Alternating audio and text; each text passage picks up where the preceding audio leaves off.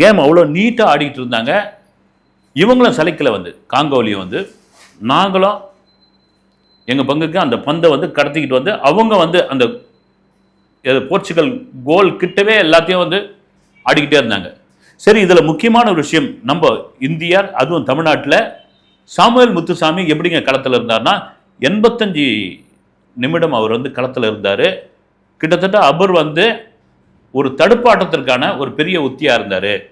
சும்மா அவர் பாட்டு எங்கே நின்றுக்கிட்டு இதெல்லாம் பண்ணல நிறைய அந்த அந்த பந்தெல்லாம் பாஸ் பண்ணிக்கிட்டே விட்டுட்டு இருந்தார் அப்படின்ற ஒரு விஷயம் இருந்தது. அப்போ ரொனால்டோ என்ன தான் பண்ணார் அப்படின்னு, ரொனால்டோ என்ன பண்ணார் அப்படின்னு மேட்ச் முடிஞ்ச பிறகு பிரான்ஸை சேர்ந்த ஒரு வீரர் என்ன சொன்னார்னா, நான் அந்த மேட்சை நல்லா பார்த்துக்கிட்டே இருந்தேன், ரொனால்டோ கோல் அடிக்கிறதுக்கான வாய்ப்பை ஏற்படுத்தி கொடுக்கல, யாரோ தான் டீமுக்கு கோல் அடிக்கிறதுக்கான வாய்ப்பை ஏற்படுத்தி கொடுக்கல.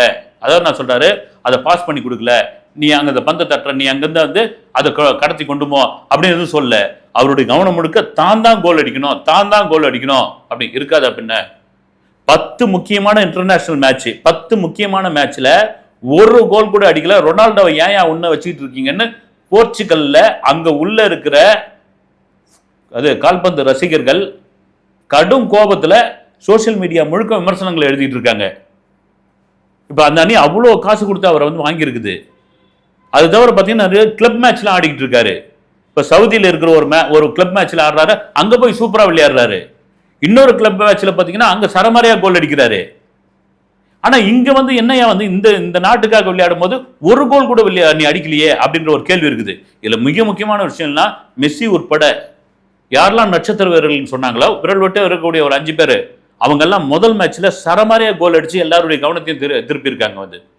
அப்படிதான் இவர் எதிர்பார்த்தா, இல்லைங்க சாமி, இவருக்கு என்ன நோக்கம்னா தான் தான் கோல் அடிக்கணும், தான் தான் அந்த பந்தை கடத்தி போய் தானே அதை எட்டி வச்சு கோல் கீப்பருக்குள்ள தள்ளணும் அப்படின்னு தான் எதிர்பார்த்தாரு. அதனால தான் அது முடியல அப்படின்னு.